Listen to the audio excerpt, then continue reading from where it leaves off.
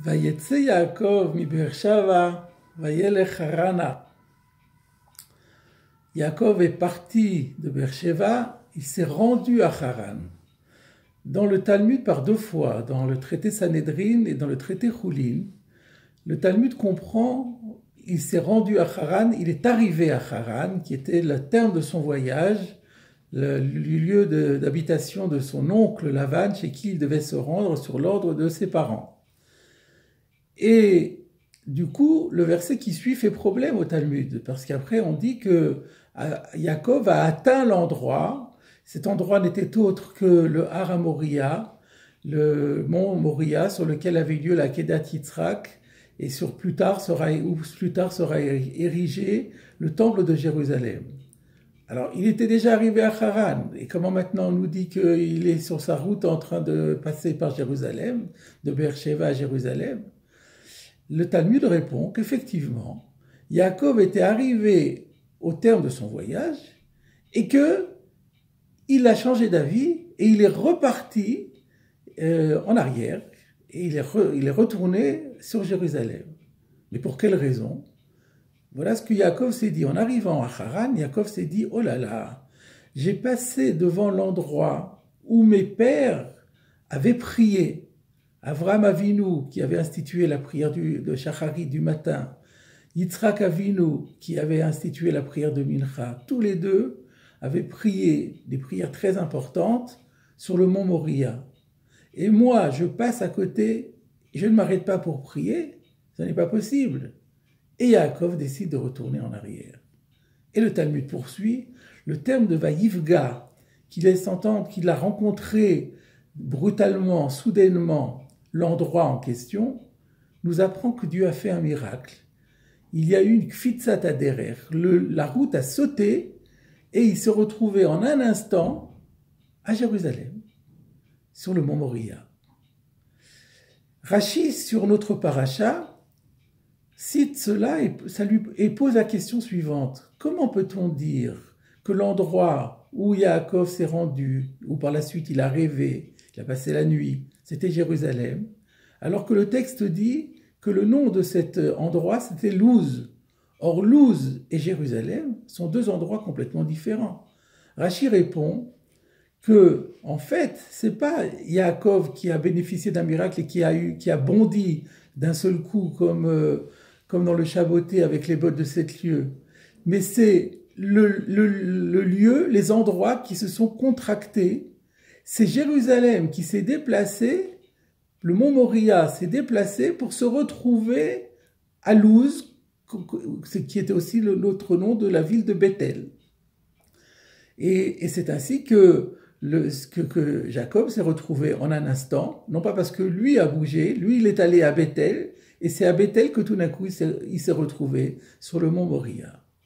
Et là Rashi pose une nouvelle question, il dit mais pourquoi Dieu n'a pas retenu Yaakov la première fois? Lorsque Yaakov est arrivé la première fois en passant à côté du mont Moria, pourquoi Dieu ne l'a pas retenu pour qu'il puisse tout de suite en profiter pour prier? Et Rashi répond, mais si ça ne lui est pas venu à l'idée à Yaakov, alors Dieu le retiendrait.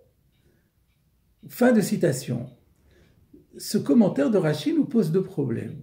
Premièrement, on sait très bien que Dieu ne fait pas des miracles pour rien.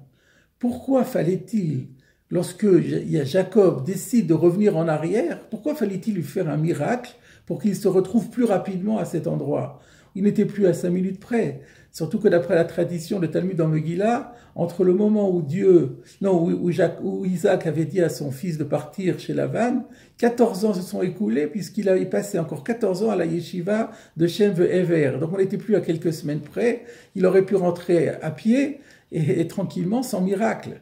Et puis quelle est la raison invoquée par Rashi qui nous dit si Yaakov lui-même, ça ne lui vient pas à l'idée de rester sur place pour prier, est-ce que Dieu s'en mêlerait? Mais pourquoi pas? Yaakov n'est pas n'importe qui, Yaakov est un grand sadique. Ishtam Yoshev Ohalim. C'est quelqu'un qui passait, comme on vient de le dire, sa vie à l'étude. Et même, il ne dormait pas, il ne se couchait pas pour dormir pendant toutes ces 14 années, d'après la tradition. Elle ne méritait pas une petite assistance divine, un petit coup de main pour lui éviter de faire un aller-retour et qui aurait évité à Dieu de faire un miracle. Eh bien, peut-être peut-on dire ici qu'il y a une grande leçon, très importante pour nous tous, chers amis. Nous savons que nous ne sommes rien dans ce monde, que tout dépend de la volonté de Dieu et de sa providence. Nous savons que pour tout ce qui concerne les tâches matérielles, nous avons besoin de l'assistance de Dieu, mais que néanmoins, cette assistance ne viendra pas si nous ne faisons pas un effort de notre part. C'est la fameuse dialectique entre le bitachon, la confiance en Dieu, et la ishtadlut et l'effort. Le Dieu va nous aider, mais nous devons faire le premier pas. Aide-toi et le ciel t'aidera. La bénédiction de Dieu viendra sur ce que tu feras. Le premier geste doit venir de toi et à ce moment-là, Dieu t'aidera. Eh bien, ce qui est vrai par rapport aux tâches matérielles, à la vie profane, reste également valable dans le domaine de la vie religieuse. Dans la vie religieuse aussi, si on n'a pas l'aide de Dieu, on n'arrivera à rien. Les conditions matérielles qui nous permettront d'accomplir la mitzvah et les conditions spirituelles qui nous permettront de réaliser la mitzvah de façon optimale, sans l'aide de Dieu, on n'y arrive pas. Mais pour obtenir cette aide de Dieu, nous avons besoin de faire le premier pas. Ce concept-là est très courant dans les textes de Kabbale, dans la formulation suivante. Il faut itaruta de le tata. Il faut d'abord un éveil d'en bas, et ensuite on obtient itaruta de le eila, un éveil d'en haut. C'est cette leçon que Dieu a voulu apporter à Yaakov Avinu.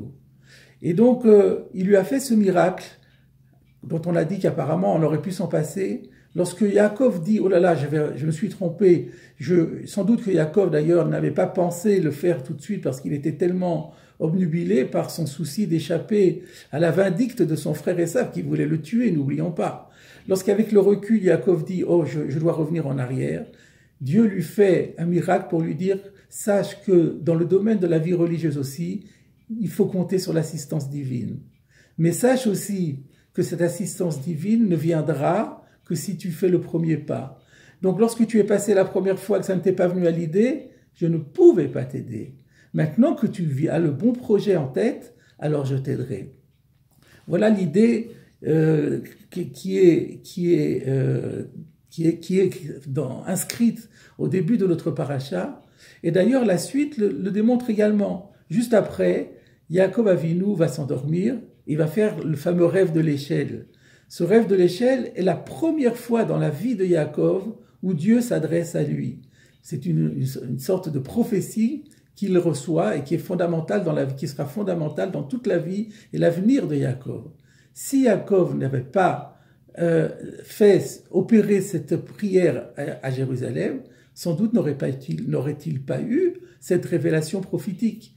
Donc nous revoyons à nouveau cette même idée que l'assistance divine nous est promise, mais à une condition de faire le premier pas. Comme Yaakov Avinu, pour lui, c'est tout d'un coup, il avait compris que c'était tellement important de prier là où ses parents, père et grand-père, avaient prié. Parce que symboliquement, ça voulait dire que sa prière à lui, elle allait être finalement le maillon qui complétait la prière de ses parents et grands-parents. Et Yaakov a institué la prière du soir. Et donc, que sa avodat Hashem, le service d'Hachem, s'inscrivait dans le prolongement de la avodat de son père et de son grand-père. Symboliquement, c'était fondamental. Lorsque Yaakov Avinu a compris cela, alors c'est ça qui a permis à Kadosh Baruch Hu de s'adresser à lui et de lui dire ces enseignements si importants. On pourra comprendre après ça ce que nous dit le Chayei Adam. Chayei Adam qui est un grand auteur sur la loi juive, sur la vie quotidienne, et qui nous dit qui consacre un chapitre entier à l'accomplissement des mitzvot en général. Et le dernier renseignement qu'il donne dans ce chapitre est que lorsqu'on accomplit une mitzvah, il faut prendre son temps, il faut s'y préparer. Shomer mitzvah, il faut attendre la mitzvah, il faut mobiliser ses forces de concentration, et ensuite seulement comment faire la mitzvah. Il faut s'y préparer. Ikon nikrat elokecha Israël. Prépare-toi à la rencontre de ton Dieu Israël. Au point que le Chayei Adam dit, une fois, je ne l'ai pas fait, et j'ai très très mal accompli ma mitzvah. Même le Chaye Adam a senti cela.